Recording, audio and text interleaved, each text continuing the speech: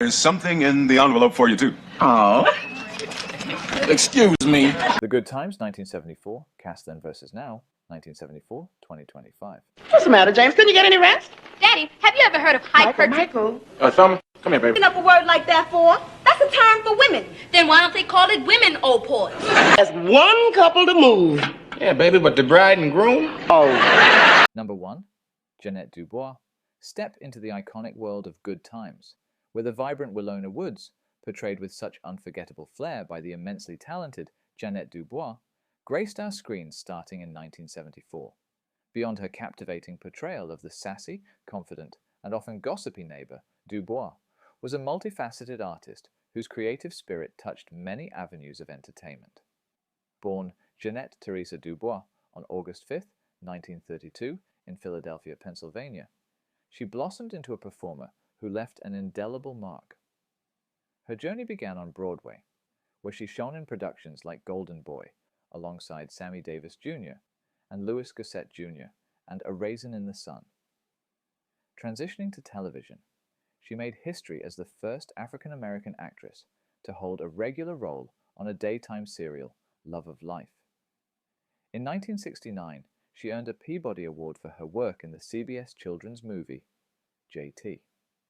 But it was her portrayal of Willona in Good Times that truly cemented her place in television history. Over the course of the series, she became an integral part of 133 episodes, her character a beloved fixture in the Evans family's life. Interestingly, even before the Jeffersons took to the airwaves in 1975, Janette Dubois penned and sang its memorable theme song, Movin' On Up, showcasing her remarkable musical talent. Her versatility extended to the silver screen, with appearances in films like the comedic I'm Gonna Get You Sucker, where she played a strong and loving mother. Her voiceover work also garnered her 2 prestigious Emmy Awards. A woman of many passions, Janette Dubois co-founded the Pan-African Film and Arts Festival, a platform celebrating films and fine arts by people of African descent. As a dedicated community activist, her Dubois Care Foundation aimed to empower young individuals through after-school programs. She was also a gifted painter, regularly exhibiting her artwork, and in 2008 she released a CD titled Hidden Treasures, featuring her rendition of Movin' On Up. Family was also a significant part of her life. She was married to Sajit Krishna Gupta, with whom she had 4 children, Rani Dubois, Dr. Kesha B. Gupta Fields, and Provant. Her parents were Lillian Goody and Gordon Dubois, and she had a sibling named Lillian.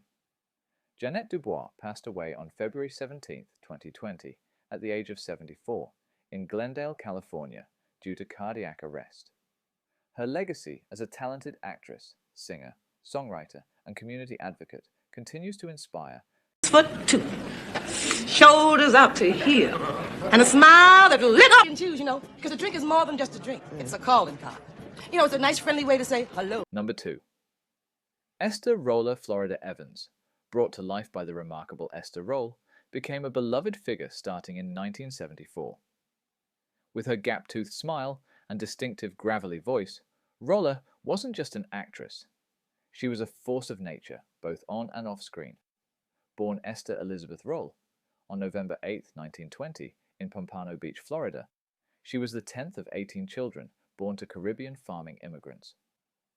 Her early and significant work began with the Negro Ensemble Company, establishing her as a formidable talent in theater productions such as The Blacks, Blues for Mr. Charlie, The Amen Corner, A Raisin in the Sun, and A Member of the Wedding.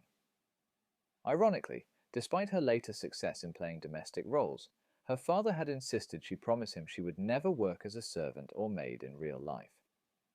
It was her stage presence that caught the eye of television producer Norman Lear, who cast her in the supporting role of Florida on Maude in 1972.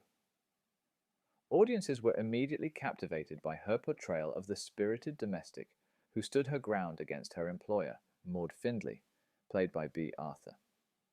The affection for her character was so strong that it led to her own spin-off series, Good Times, in 1974. Driven by a desire to combat racial stereotypes, Roll made it a condition of accepting the series that a strong father figure be central to the show, which led to the casting of John Amos.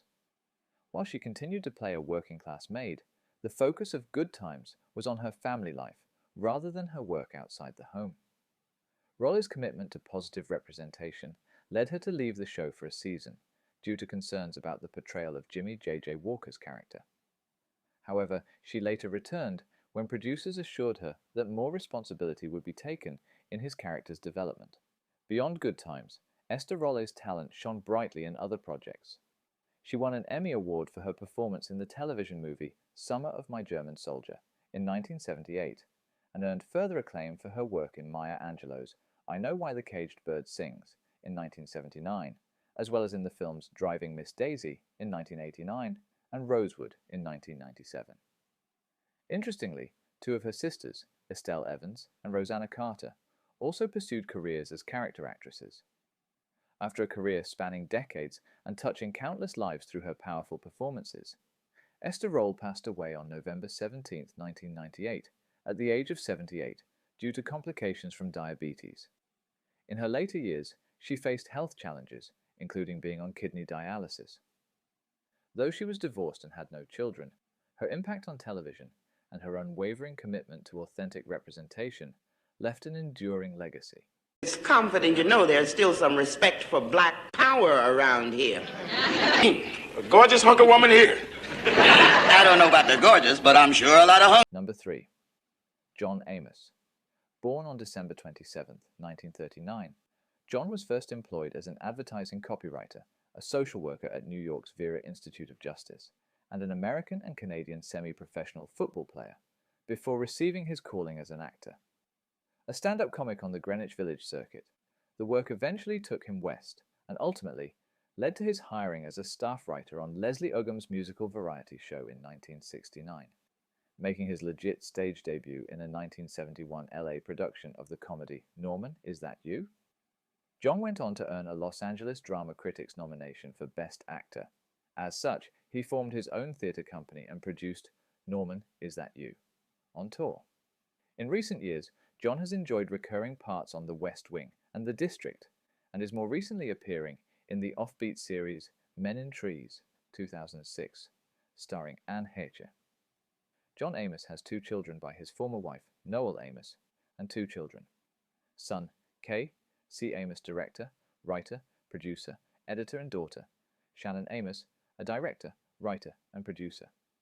John Amos, the actor known for his roles in Good Times and Roots, passed away on August 21, 2024, at the age of 84, due to congestive heart failure. His death was not announced until October 1, 2024. Yeah. Well, baby, it turned out that money was what they call a medical deduction. After I finished paying them, I still want a chance to explain why I'm doing it. You see these hands, son? What do they mean to you? Number 4. Johnny Brown Nathan Bookman, the building superintendent, was brought to life with charm and humor by the talented Johnny Brown starting in 1975. Born on June 11, 1937, in St. Petersburg, Florida, Brown was a versatile actor, known for his comedic timing and his impressive talent for impressions, particularly his renowned portrayal of Louis Armstrong. Before becoming a familiar face on television, Brown showcased his talents in numerous musical stage productions. Interestingly, he was initially the top choice to play Lamont Sanford on the iconic series Sanford and Son, but contractual obligations to Rowan and Martin's Laugh-In prevented him from taking the role. While Good Times undoubtedly brought him widespread recognition, Brown's career spanned various projects. He appeared in the film The Out-of-Towners in 1970 as a waiter on a train. Later in his career, he took on roles in movies such as Life in 1999, where he played the blind Reverend Clay, and Man in the Mirror in 2008, portraying Wallace Jones. His television work also included an appearance in an episode of Everybody Hates Chris in 2008 as a preacher, and he was featured in the series In Darkut as Grandad in 2013, and in the movie adaptation In Darkut the Movie in 2012. Beyond his acting credits, Johnny Brown was a family man. He was married to June Russell from 1961 until his passing, and together they had 2 children, John Brown Jr. and Sharon Brown. He was also a proud grandfather to Elijah Blanks. Johnny Brown passed away on March 2, 2022, in Los Angeles, California, at the age of 84, due to cardiac arrest shortly after a routine doctor's appointment. His contributions to comedy and his memorable portrayal of Bookman continue to bring smiles to audiences who remember the good times. You know, I'm a married man. This may break your heart, but it's too late for us. Only 5 after 7. Number 5. Ben Powers. Keith Anderson was portrayed by the talented Ben Powers, starting in 1978. Born Alton Adelbert Powers on July 5, 1950, in Brooklyn, New York City, Powers brought a new dynamic to the Evans family's world. Before his role in Good Times, Powers began his acting journey with an appearance in the television series Great Performances in 1974, playing a character named John. Following his stint as Keith Anderson in 24 episodes of Good Times from 1978 to 1979, he showcased his comedic talents as a regular performer on Laugh-In from 1977 to 1978, appearing in 6 episodes. His career also included a variety of other television roles. In 1982, he appeared in an episode of The Greatest American Hero as Ivan and had a recurring role in Laverne and Shirley from 1982 to 1983, playing both Rick West and Aaron across 2 episodes. He later starred in The New Mike Hammer from 1984 to 1985 as Moochie in 13 episodes. Powers also ventured into film, with a notable role as the pimp in the 1982 movie Things Are Tough All Over.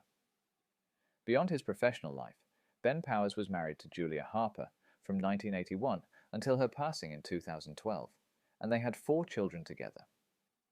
He also had 2 sisters, Maya and Yvonne, and resided in Rhode Island.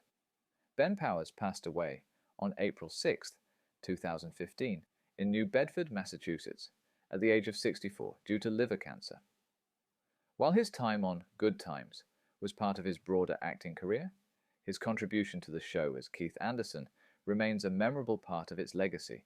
Let us be gentle and righteous, for peace and love are all that matters. Now let's get out there and kick their butts! Number 7. Teddy Wilson. The vibrant world of Good Times, where the charismatic Sweet Daddy Williams was brought to life by the talented Teddy Wilson, starting in 1976. Born Theodore Roosevelt Wilson on December 10, 1943, in New York City, Wilson was a memorable character actor, known for his comedic support in various television sitcoms. Before gracing Good Times, Wilson was a member of the esteemed Negro Ensemble Company in New York City, honing his craft on stage. He became particularly known for his role as Earl the Postman, the big talking buddy of Clifton Davis's character in That's My Mama, a series where he met his future wife, actress Joan Pringle. She joined the show in 1975, replacing Lynn Moody. In Good Times, Wilson's portrayal of Sweet Daddy Williams added a layer of street-smart charm to the Evans family's neighborhood, appearing in 7 episodes between 1976 and 1979. Beyond this iconic role, Wilson's career included appearances in several films, including Life Stinks in 1991 as Fumes and the impactful Blood In, Blood Out, released posthumously in 1993, where he played Wallace. His television work extended to guest roles in popular series such as Tales from the Crypt in 1990 as Clyde, an episode of Wings in 1991 as John, The New Adam 12 in 1990 as a street artist, 2 different characters named Ernie Tyler and Jimmy Grady in Quantum Leap in 1990, an episode of Gabriel's Fire in 1990 as Deacon Martin Jones, and a guest spot on Doogie Howser, MD. In 1990 as Joe. Teddy Wilson was married to Joan Pringle from January 11, 1980, until his untimely death. Together they had twins, a son Robert and a daughter Nicole, born in 1980. Wilson also had another son, Theodore A. Wilson. He passed away on July 21, 1991 in Los Angeles, California, at the age of 47, due to complications from a stroke. He had previously undergone open-heart surgery. His memorable characters and comedic timing left a lasting impression on television audiences. Sweet Daddy is already taking care of that. Now I'm going to give you one guess what I got him. A big... Number 8.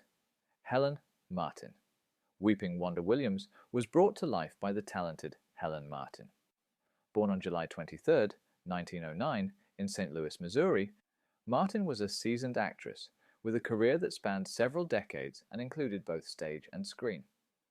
A significant figure in the history of American theater, Helen Martin was one of the founders of the American Negro Theater, demonstrating her early commitment to providing opportunities for black artists. Her theatrical journey began in the 1930s, culminating in her Broadway debut in 1941 in Orson Welles' production of Native Son. While her stage work was foundational, Martin became a familiar face to television audiences later in her career. Although not a main character in Good Times, her presence as Weeping Wanda Williams added a unique flavor to the show. She is perhaps best remembered by a later generation for her role as Pearl Shea, Marla Gibbs's famously nosy next-door neighbor in the sitcom 2:27, which premiered in 1985. Her friendship with both Red Fox and her longtime connection with Marla Gibbs highlight her significant relationships within the entertainment community. Martin's film career also included notable roles in a diverse range of movies, such as the action thriller Death Wish in 1974 as Alma Lee Brown, the satirical comedy Don't Be a Menace to South Central While Drinking Your Juice in the Hood in 1996 as Lock Dog's grandma, and the political satire Bulworth in 1998 as Mama Doll. She also appeared in the cult classic Repo Man in 1984 as Mrs. Parks and in the television movie Something to Sing About in 2000 as an elderly woman, which was released in the same year she passed away. Helen Martin died of a heart attack on March 25, 2000 in Monterey, California at the age of 90. Moses Gunn, Carl Dixon, was portrayed with depth and nuance by the accomplished actor Moses Gunn. Born on October 2, 1929 in St. Louis, Missouri, Gunn was a formidable talent who didn't begin his acting career until the age of 32, proving that passion can ignite at any stage of life. Before fully committing to acting, Gunn dedicated himself to education, teaching speech and drama at Grambling College in Louisiana. This period allowed him to save the resources needed to pursue his dream of acting on stage in New York. His dedication to the craft was evident early on, leading him to further his studies in the Speech and Drama Graduate Program at the University of Kansas from 1959 to 1961, and later returning in 1989 to complete his Master of Arts degree. The university now houses much of his career memorabilia, thanks to a donation from his widow, Gwen. He was also a proud graduate of Tennessee State University. A highly respected and Obie Award-winning stage actor, Moses Gunn was also a co-founder of the influential The Negro Ensemble Company in the 1960s, alongside Robert Hooks and Douglas Turner Ward, a testament to his commitment to fostering black talent and narratives within the theatre world. While his primary focus was often the stage, Gunn also made significant contributions to film and television. Though his role as Carl Dixon in Good Times was part of his broader body of work, he brought his characteristic gravitas to the series. His film credits include powerful performances in the groundbreaking film Shaft in 1971 as Bumpy Jonas, the dystopian thriller Rollerball in 1975 as Cletus, the military drama Heartbreak Ridge in 1986 as Staff Sergeant, Webster, and the historical drama Ragtime in 1981 as Booker T. Washington. Moses Gunn was married to Gwendolyn Mama Landis from 1966 until his passing, and they had one child together. He offered insightful commentary on the representation of black actors in Hollywood, noting the limited number of leading black actors in the industry for a significant period. Moses Gunn passed away on December 16, 1993, in Guilford, Connecticut, at the age of 64 due to complications from asthma. Matthew Stymie. Beard the World of Classic Hollywood, where Matthew Stymie Beard, a beloved figure from the Our Gang shorts, also made an appearance in the sitcom Good Times as the character Monty. Born Matthew Beard Jr. on January 1, 1925, in Los Angeles, California, he was known to audiences as Stymie due to his tendency to unintentionally frustrate director Robert F. McGowan during takes. Young Matthew began his acting career at a young age, becoming a prominent member of the Our Gang shorts, where he played the character Stymie in 36 films from 1930 to 1935. His trademark oversized derby hat, a gift from comedian Stan Laurel, became an iconic part of his image. As an adult, Beard faced personal struggles, including a battle with heroin addiction. However, he demonstrated remarkable resilience by getting clean in the 1960s and making a return to show business. In the later years of his career, Matthew "Stymie" Beard appeared in various television projects, while his role as Monty in Good Times was a part of this later work. However, his presence in the series connected a figure from early Hollywood to a popular contemporary sitcom. Other notable credits in his later career include the TV miniseries The Sophisticated Gents in 1981, where he played Mickey Mouse across 3 episodes, an episode of Palmerstown, USA. In 1981, and the TV miniseries East of Eden in 1981, where he played Cotton Eye in 3 episodes. Matthew "Stymie" Beard passed away on January 8, 1981, in Los Angeles, California, at the age of 56 due to pneumonia and other complications. In a poignant tribute to his iconic character, he was buried with his famous derby hat placed next to him. His journey from a child star in the Our Gang shorts to his later roles in television, including his appearance in Good Times, showcases a life marked by both early fame and personal triumph over adversity. A kid that's doing in the movies, he's thinking about, having fun and just ripping and running around. Bubba Smith. Bubba Smith graced the screen as the character Claude. Born Charles Aaron Smith on February 28, 1945, in Orange, Texas, the athletically gifted 6 feet 7 inches. Smith had a successful career in the National Football League before transitioning to television and film. Bubba Smith played defensive end, defensive tackle for the Baltimore Colts, Oakland Raiders, and Houston Oilers between 1967 and 1976. His athletic prowess was evident even in college, where he was a 2-time NCAA All-American at Michigan State. He even played in the famous 10-10 tie against Notre Dame in 1966, a game considered one of college football's greatest. Following his football career, Smith seamlessly moved into acting, making initial guest appearances on popular primetime shows like Wonder Woman, Charlie's Angels, and 8 is Enough. However, he achieved international fame for his role as the gentle giant police officer Moses Hightower in the Police Academy series, appearing in all but one of the sequels. He also became well known for his Miller Lite beer commercials, with the memorable line, "I also like the easy opening cans." While primarily known for his post-football acting roles, Bubba Smith also appeared in Good Times as the character Claude. Beyond his acting and football achievements, Bubba Smith held strong beliefs about Super Bowl III, which his team lost, suggesting in interviews that it might have been rigged. Tragically, after his death, he was diagnosed with CTE, chronic traumatic encephalopathy, a condition caused by repeated head trauma. Bubba Smith passed away on August 3, 2011, in Baldwin Hills, Los Angeles, California, at the age of 66 due to acute drug intoxication from high levels of phentermine, a weight loss drug, compounded by other health issues including heart disease. Though his role in Good Times was a part of his broader entertainment career, his impact as Moses Hightower and his legacy as a former NFL star remain his most widely recognized achievements. Alice Ghostley, uniquely talented Alice Ghostley, known for her eccentric and often nervous characters, also made an appearance in Good Times as Hortense Dobbs.